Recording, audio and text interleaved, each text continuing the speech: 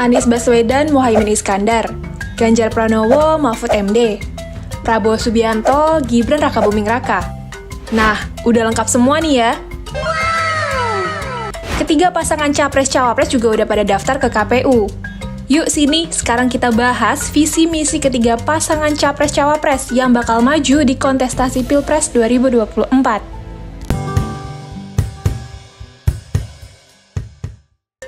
Anies Baswedan, Muhaimin Iskandar. Pasangan dengan sebutan Amin ini jadi pasangan Capres-Cawapres pertama yang resmi mendaftarkan diri ke KPU pada Kamis 19 Oktober 2023. Nah, kalau pasangan Amin mengusung visi Indonesia adil, makmur untuk semua. Mau tahu alasannya? Alasan pemilihan visi tersebut karena pasangan Amin melihat adanya ketimpangan yang terjadi di Indonesia. Anies Caimin berpandangan, kemakmuran seharusnya dapat dirasakan oleh semua warga negara. Selain itu, Anies Caimin juga menilai kemakmuran yang merata jadi salah satu cara Indonesia agar dapat disegani oleh bangsa-bangsa lain. Menurut pasangan Amin ini, kemakmuran harus sejalan dengan pelestarian alam dan lingkungan. Nggak cuma itu, Anies Caimin juga singgung tentang kesetaraan terhadap akses layanan publik dan kebebasan berpendapat di muka umum.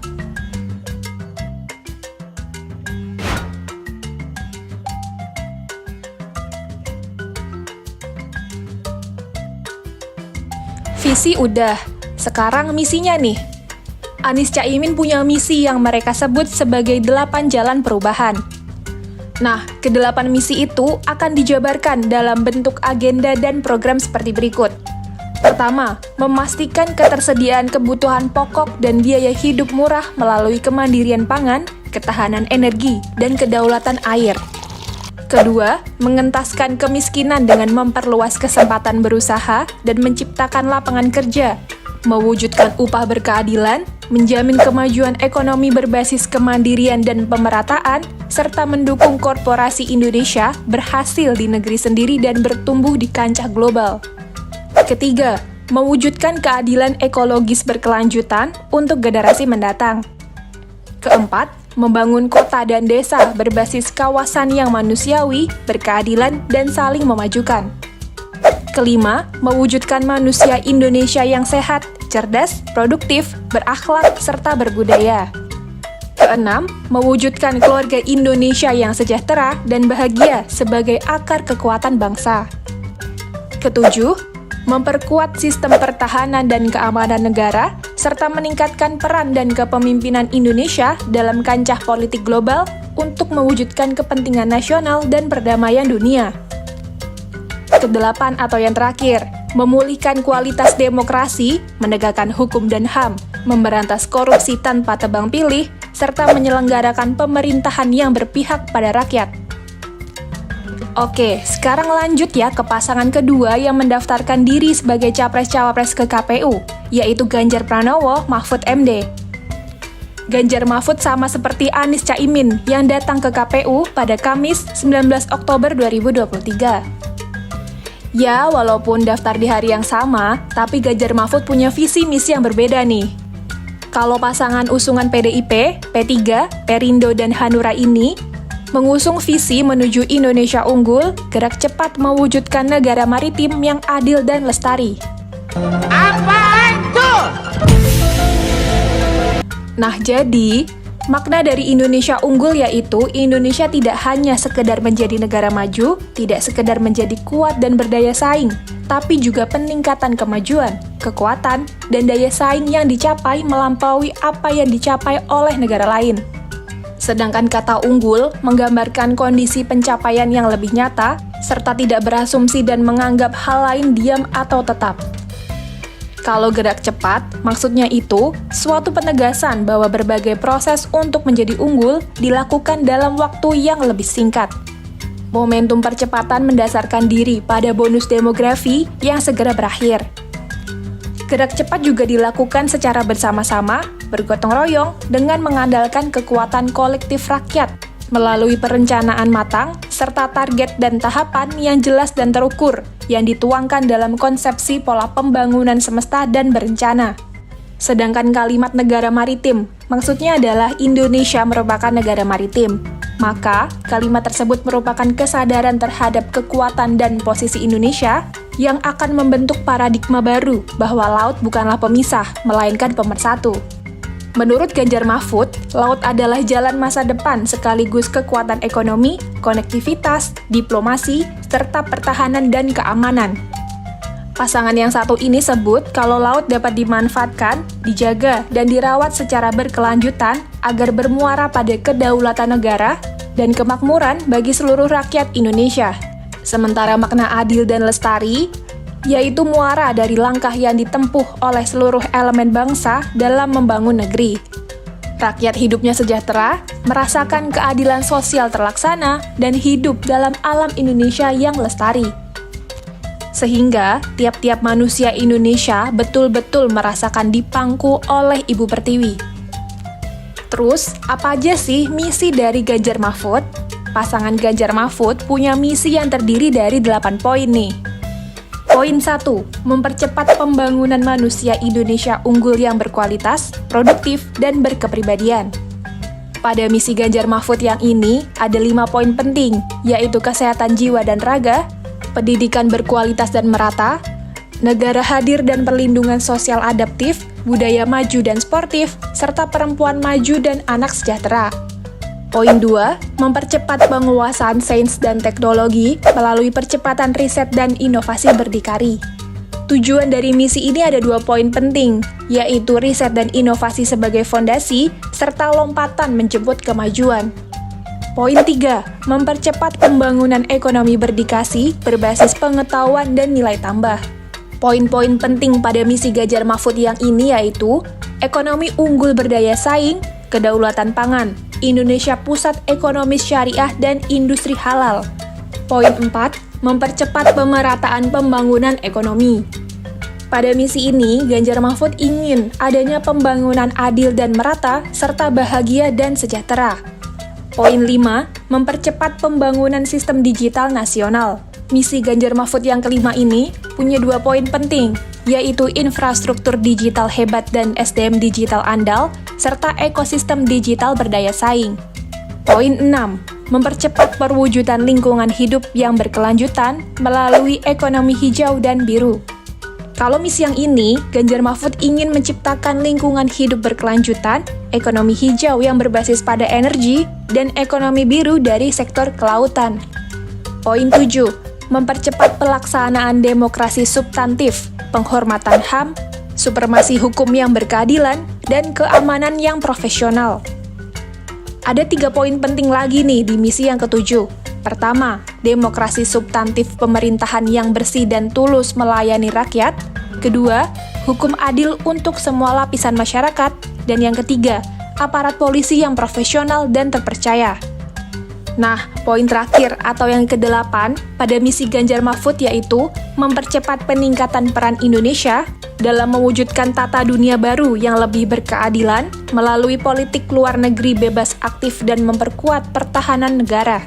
Pada misi ini, Ganjar Mahfud merumuskannya lagi dalam 2 poin penting, yaitu berperan sentral dalam menata dunia baru dan kedaulatan NKRI dengan sistem pertahanan 5.0. Lanjut ke pasangan yang terakhir mendaftarkan diri ke KPU, yaitu Prabowo Gibran. Prabowo Gibran datang ke KPU dengan membawa visi misi mereka pada Rabu 25 Oktober 2023. Pasangan usungan Koalisi Indonesia Maju ini mengusung visi bersama Indonesia Maju menuju Indonesia Emas 2045. Visi Prabowo Gibran diwujudkan dengan 8 misi Asta Cita, 8 program hasil terbaik cepat, dan 17 program prioritas. Apa aja ya 8 misi Asta Cita Prabowo Gibran? Yang pertama, memperkokoh ideologi Pancasila, demokrasi, dan HAM. Kedua, memantapkan sistem pertahanan keamanan negara dan mendorong kemandirian bangsa melalui swasembada pangan, energi, air, ekonomi kreatif, ekonomi hijau, dan ekonomi biru. Ketiga, meningkatkan lapangan kerja yang berkualitas, mendorong kewirausahaan, mengembangkan industri kreatif, dan melanjutkan pengembangan infrastruktur. Keempat, memperkuat pembangunan SDM, sains, teknologi, pendidikan, kesehatan, prestasi olahraga, kesetaraan gender, serta penguatan peran perempuan, pemuda, dan penyandang disabilitas. Kelima, melanjutkan hilirisasi dan industrialisasi untuk meningkatkan nilai tambah di dalam negeri. Keenam, membangun dari desa dan dari bawah untuk pemerataan ekonomi dan pemberantasan kemiskinan. Ketujuh, memperkuat reformasi politik, hukum, dan birokrasi, serta memperkuat pencegahan dan pemberantasan korupsi dan narkoba. Yang kedelapan, memperkuat penyelarasan kehidupan yang harmonis dengan lingkungan, alam, dan budaya, serta peningkatan toleransi antar umat beragama untuk mencapai masyarakat yang adil dan makmur. Sekarang beralih ke 8 program hasil terbaik cepat yang diusung Prabowo Gibran. Pertama, memberi makan siang dan susu gratis di sekolah dan pesantren, serta bantuan gizi untuk anak balita dan ibu hamil. Kedua, mencetak dan meningkatkan produktivitas lahan pertanian dengan lumbung pangan desa, daerah, dan nasional. Ketiga, melanjutkan dan menambahkan program kartu-kartu kesejahteraan sosial, serta kartu usaha untuk menghilangkan kemiskinan absolut. Keempat, melanjutkan pembangunan infrastruktur desa, bantuan langsung tunai, dan menyediakan rumah murah bersanitasi baik untuk yang membutuhkan. Yang kelima, menyelenggarakan pemeriksaan kesehatan gratis, menurunkan kasus TBC 50% dalam 5 tahun, dan bangun rumah sakit lengkap berkualitas di kabupaten. Keenam, membangun sekolah-sekolah unggul terintegrasi di setiap kabupaten dan memperbaiki sekolah-sekolah yang perlu direnovasi. Ketujuh, menaikkan gaji ASN terutama guru, dosen, dan tenaga kesehatan, TNI Polri, dan pejabat negara. Kedelapan, mendirikan badan penerimaan negara dan meningkatkan rasio penerimaan negara terhadap produk domestik bruto ke 23%. Nggak cuma 8 misi Astacita dan 8 program hasil terbaik cepat, Prabowo Gibran juga usung program prioritas yang jumlahnya ada 17. 1. Mencapai swasembada pangan, energi, dan air. 2. Reformasi politik, hukum, dan birokrasi. Yang ketiga, pemberantasan kemiskinan. 4. Menjamin tersedianya pelayanan kesehatan bagi seluruh rakyat Indonesia, peningkatan BPJS Kesehatan, dan penyediaan obat untuk rakyat. 5. Penguatan pertahanan dan keamanan negara, dan pemeliharaan hubungan internasional yang kondusif. 6. Menjamin pelestarian lingkungan hidup. 7. Menjamin rumah murah dan sanitasi untuk masyarakat desa dan rakyat yang membutuhkan. 8. Melanjutkan hilirisasi dan industrialisasi berbasiskan SDA, termasuk di sekitar maritim untuk membuka lapangan kerja yang seluas-luasnya dalam mewujudkan keadilan ekonomi. 9. Penyempurnaan sistem penerimaan negara. 10. Pencegahan dan pemberantasan korupsi. 11. Pencegahan dan pemberantasan narkoba. 12. Penguatan pendidikan, sains dan teknologi, serta digitalisasi. 13. Penguatan kesetaraan gender dan perlindungan hak perempuan, anak, serta penyandang disabilitas. 14. Menjamin ketersediaan pupuk, benih, dan pestisida langsung ke petani. 15. Melanjutkan pemerataan ekonomi, penguatan UMKM, dan pembangunan IKN. 16. Memastikan kerukunan antar umat beragama, kebebasan beribadah, dan perawatan rumah ibadah. Ke-17, pelestarian seni budaya, peningkatan ekonomi kreatif, dan peningkatan prestasi olahraga. Nah, itu tadi visi misi dari ketiga pasangan Capres-Cawapres pada Pilpres mendatang. Visi misi dari ketiga pasangan Capres-Cawapres ini pada intinya sama-sama nih ingin menjadikan Indonesia semakin maju dalam segala bidang. Tapi, seberapa besar sih pengaruh visi misi terhadap efek suara pemilih?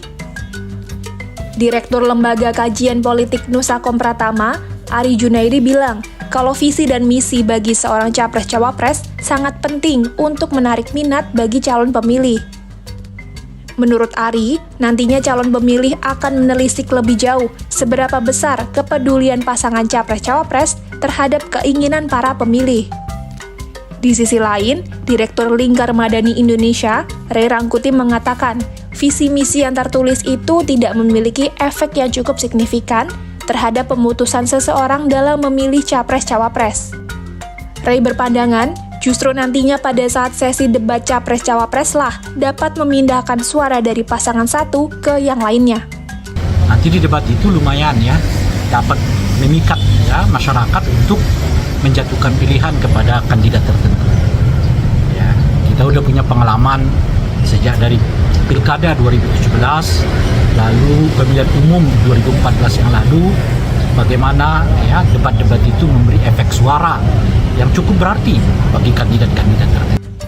Apalagi nih, berdasarkan data daftar pemilih tetap atau DPT yang dihimpun oleh KPU, total pemilih pada pemilu 2024 mencapai 204.807.222 pemilih. Sebanyak 22,85% pemilih adalah generasi Z dan 33,60% merupakan pemilih milenial. Ya, dengan kata lain, hampir 6 dari 10 pemilih pada pemilu mendatang merupakan anak muda. Jumlah ini bakal nentuin nih, gimana arah politik ke depan dari pemilu. Ari bilang, kalau milenial dan Gen Z sangat aktif dalam melihat dan membaca visi misi dari pasangan capres-cawapres. Menurut Ari, mereka minat dengan visi misi yang memberikan ruang atau harapan baru bagi milenial dan Gen Z, contohnya tentang lapangan kerja, isu anti korupsi, isu demokratisasi, isu politik anti dinasti, dan isu politik lingkungan hidup. Maka, Ari mengatakan, pasangan capres-cawapres harus memiliki visi misi yang meliputi keinginan pemilih anak muda agar mereka bisa terpilih. Mengingat pemilih milenial dan Gen Z akan menjadi penyumbang suara terbesar, tentunya visi misi kandidat tidak boleh copy-paste dengan era sebelumnya. Ari bilang, kalau milenial dan Gen Z tidak akan melihat visi misi yang tidak memiliki kreativitas.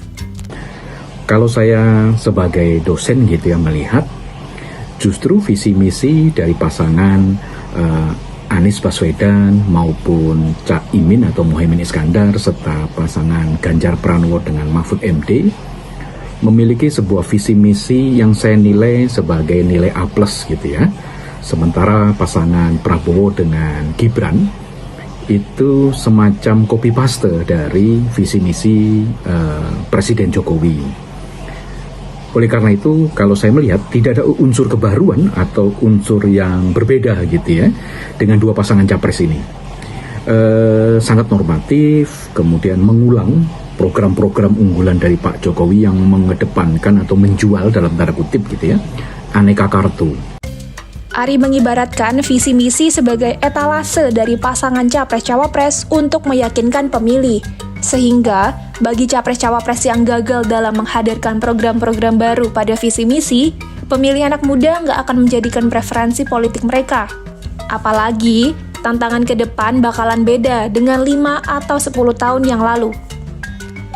Nah, itu tadi visi misi unggulan dari Anies Caimin, Ganjar Mahfud, dan Prabowo Gibran. Menurut kalian, visi misi siapa nih yang bakal lebih banyak dilirik dan dipilih sama calon-calon pemilih? Tapi ya siapapun nantinya pasangan yang terpilih, beneran merealisasikan semua visi misi selama masa jabatan sebagai capres-cawapres ya. Visi misinya jangan cuma omdo alias omong doang, apalagi jangan sampai... Nani?